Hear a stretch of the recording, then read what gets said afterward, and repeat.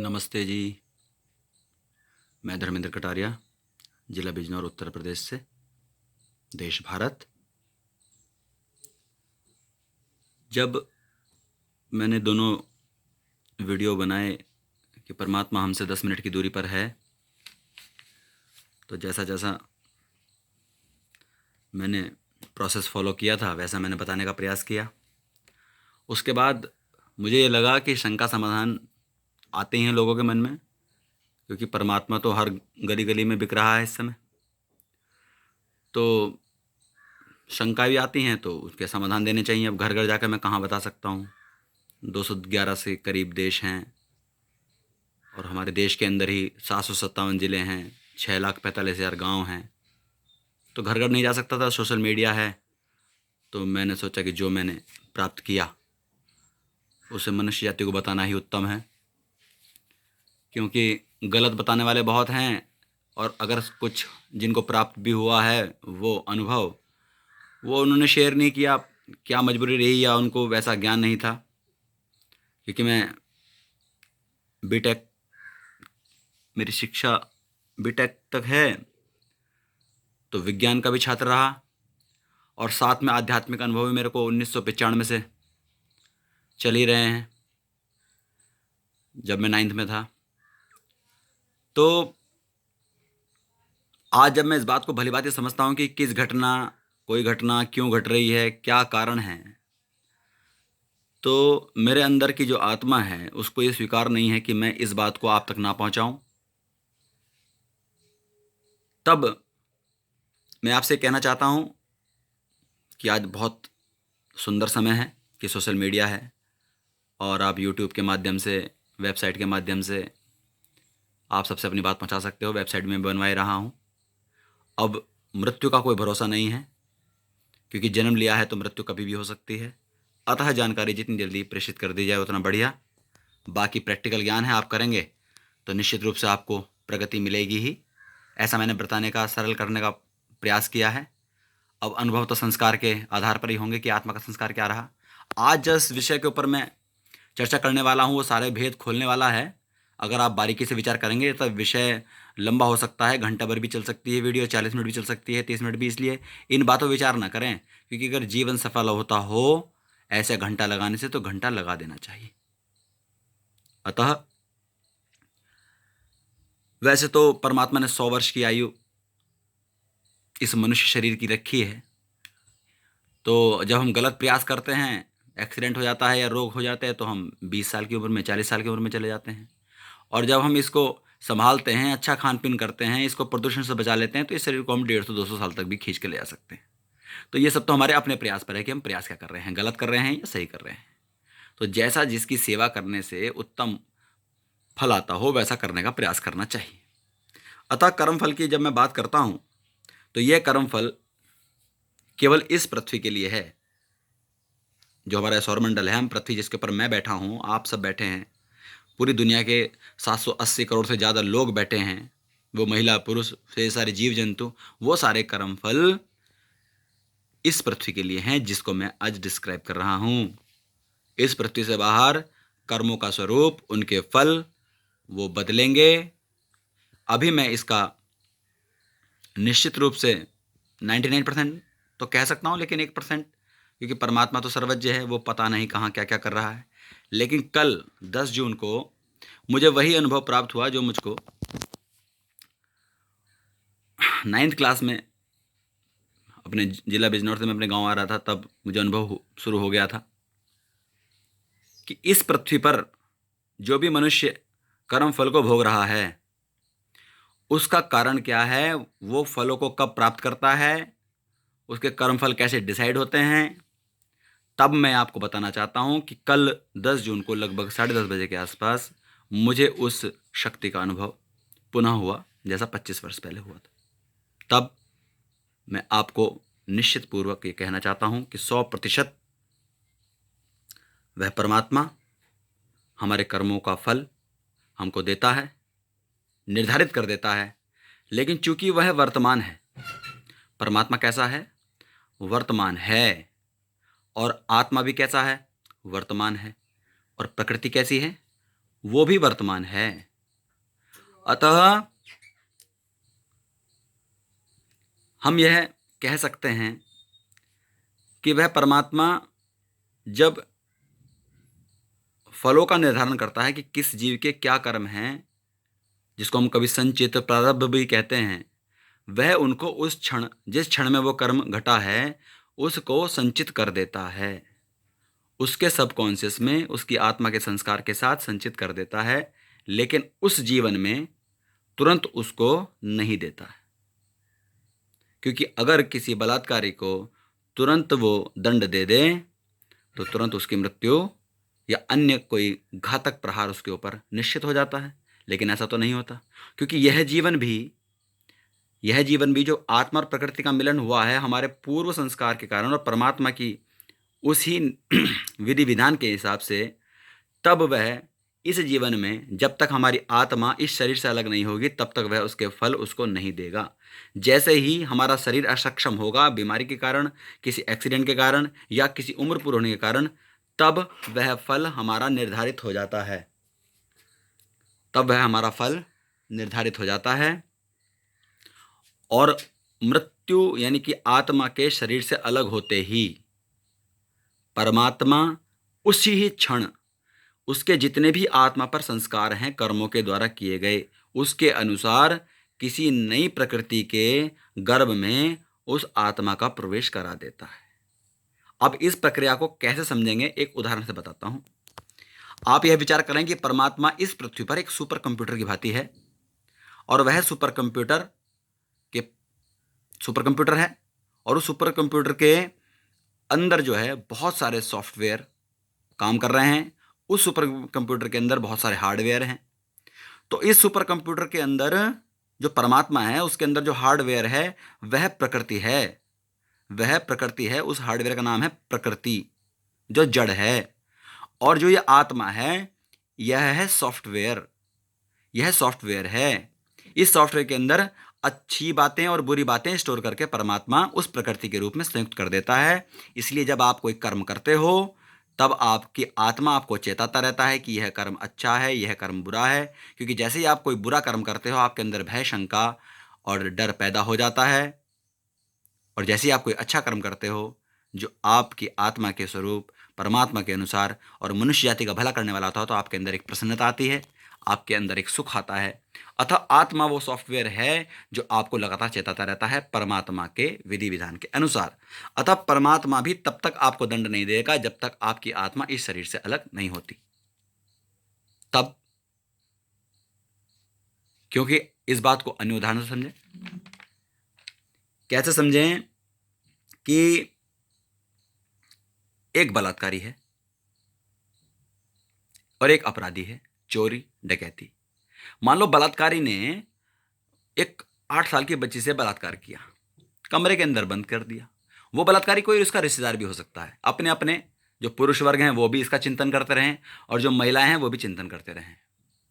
मैं जिस उदाहरण को ले रहा हूं वो उदाहरण थोड़ा सा घातक भी है और थोड़ा सा संवेदनशील भी है। मान लो किसी 8 साल, 9 साल, 10 साल की बच्ची के साथ में छेड़छाड़ की गई बंद कमरे में, या उसका रेप कर दिया गया बंद कमरे में। उस बालिका को इतना बोध नहीं था कि क्या घटना घट गई है, लेकिन उस पुरुष को पता था। लेकिन लज्जा के कारण, अपने रिश्तेदारी के कारण हो सकता है कि वह जो बलात्कार हुआ, वो जो छेड़छाड़ हुई, वो जो मोलेस्टेशन हुआ, वो जो यौन शोषण हुआ, वह यौन शोषण उस कमरे के बाहर कभी नहीं आया, किसी को पता ही नहीं चला। क्योंकि अगर बाहर बलात्कार होते हैं, बाहर कोई चोरी डकैती होती है तो उसके लिए तो सरकार पकड़ती है, उसको जेल में डाल देती है, कभी कभी फांसी भी हो जाती है। कभी कभी उसके लिए बहुत सारे विधि विधान बना रखे हैं हम मनुष्य ने। इतनी उम्र होनी चाहिए, उतनी उम्र होनी चाहिए। बलात्कार करने के लिए कोई उम्र नहीं है, लेकिन दंड देने के लिए उम्र इतनी होनी चाहिए। यह दंड, इस दंड के लिए ये उम्र और उस दंड के लिए ये उम्र। लेकिन परमात्मा बड़ा न्यायकारी है। जिस क्षण वो घटना घटी उसका संस्कार उसकी आत्मा पर चला गया और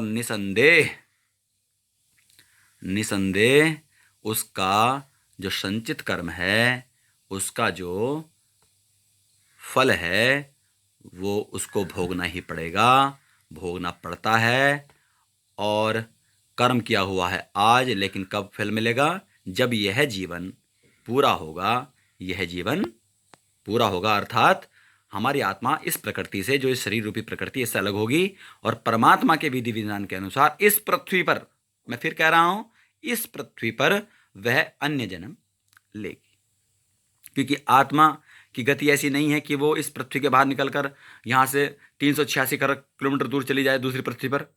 ऐसा निश्चित जल्दी नहीं है, क्योंकि इसको गमन करने के लिए परमात्मा के मोक्ष के अनुसार तब अन्य शक्ति प्राप्त होंगी, लेकिन इस पृथ्वी पर उसको प्रकृति में जाने के लिए जन्म यहीं प्राप्त करना होगा। अब वो फल कौन सी योनि में जाएगा, क्या कष्ट परमात्मा उसको देगा, क्या पेड़ बनाएगा, क्या उसको कीड़ा बनाएगा, क्या प्रकृति में संयुक्त करके इस अमर आत्मा को क्या कष्ट देगा यह तो वो आत्मा उस पेड़ में जाने के बाद डिसाइड कर सकता है, जिसकी उम्र 5000 साल हो सकती है। मान लो कोई बरगद का पेड़ है और 5000 साल चले, तो आत्मा तो उसके अंदर है।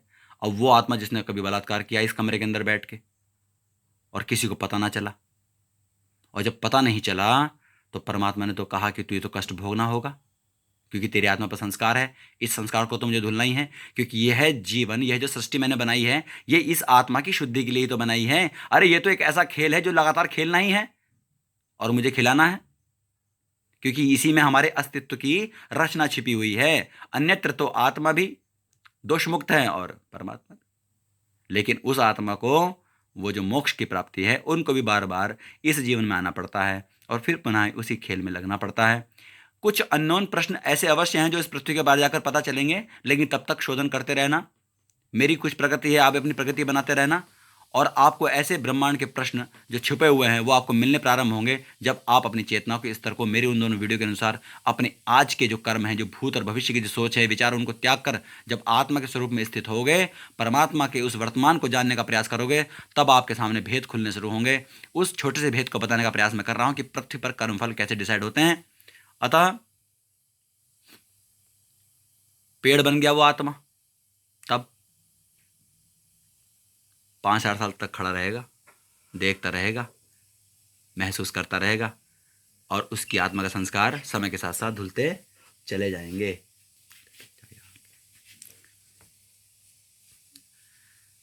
तब मनुष्य किस तरह की हरकत कर रहा है, उसे पता ही नहीं है कि छोटे छोटे ऐषणाओं में, पुत्रेषणा, लोकेषणा और वित्तेषणा के अंदर वह किस पर क्या घातक प्रहार कर देता है, उसको पता ही नहीं है।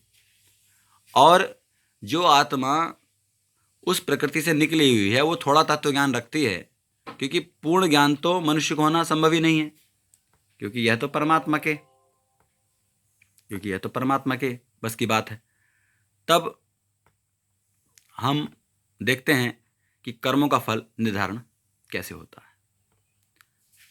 और वह परमात्मा जो मुझको कल 10 जून को 10 बजे, 10:30 बजे के आसपास मुझे स्नान करते हुए मुझे उसका अनुभव हुआ इस धरती के, तो वो कुछ इस तरह का है और हमारी स्थिति कुछ इस तरह की है सॉफ्टवेयर के रूप में। और जिस तरह एक फूल है, जैसे हमारा जीवन है, तो जो प्रकृति है उसमें वो खिली आत्मा ही है, और वो कुछ क्षण रहेगी, 2 घंटे रहेगी, 4 घंटे रहेगी, 2000 साल रहेगी, यह सब तो उस आत्मा के संस्कार के ऊपर है। तो अतः बलात्कार करके भी आपको जेल होगी इस संस्कार के साथ, और सैनिक बन के भी देखो, मृत्यु यहाँ भी होगी और मृत्यु यहाँ भी होगी। जेल इसको भी हो सकती है और हो सकती है, और हो सकता है किसी दूसरे देश में इसको भी बंदी बना लिया जाए। लेकिन जरा विचार करो, एक बलात्कारी की तो आत्मा का, उसने तो अपराध किया है, तो उसकी आत्मा के शोधन के लिए उसको जेल कर दिया 14 साल के लिए, 28 साल के लिए, तब तो उसकी आत्मा का संस्कार होगा। लेकिन इस सैनिक ने या ऐसे किसी भाई ने जिसने अपनी बहन की रक्षा करने के लिए किसी दूसरे को मार दिया हो, तो उसके साथ क्या होगा जी? उसकी आत्मा ने कोई अपराध तो नहीं किया, संस्कार तो उसके अंदर उत्तम है। अतः वह प्रसन्नता का अनुभव करता रहेगा जब तक जेल में रहेगा। वह उस ऊंचे उद्देश्य के लिए गया है, और निश्चित रूप से और भी उसके जो बुरे संस्कार है वो धुलते चले जाएंगे, और वह निश्चित रूप से। अतः कर्म के प्रकार क्या? कर्म नित्य हैं जो हम रोज करते हैं, नैमित्तिक हैं जिस उद्देश्य के लिए करते हैं, काम में है कि स्वर्ग मिले, मुसलमान कहते हैं कि हमको जन्नत मिले, तो ऐसे काम को काम्य कर्म कहा, अभिलाषा के लिए कहा। यज्ञ करना भी एक काम्य कर्म है, और ऐसे काम्य कर्मों को जिससे एक अच्छे उद्देश्य की प्राप्ति हो उसे काम्य कर्म कहते हैं। जिन कर्मों का निषेध किया गया है उन कर्मों को ना करने के बाद एक मन पर संस्कार आता है तो उसके लिए प्रायश्चित करना पड़ता है, जिसके लिए जेल आदि है, या व्यक्ति घर में रहकर भी कर सकता है। तो केवल इस पृथ्वी और इस सौरमंडल के लिए ही ये नियम है। और अंतरात्मा की आवाज़ यह आपको सुननी है, और परमात्मा न्यायकारी है।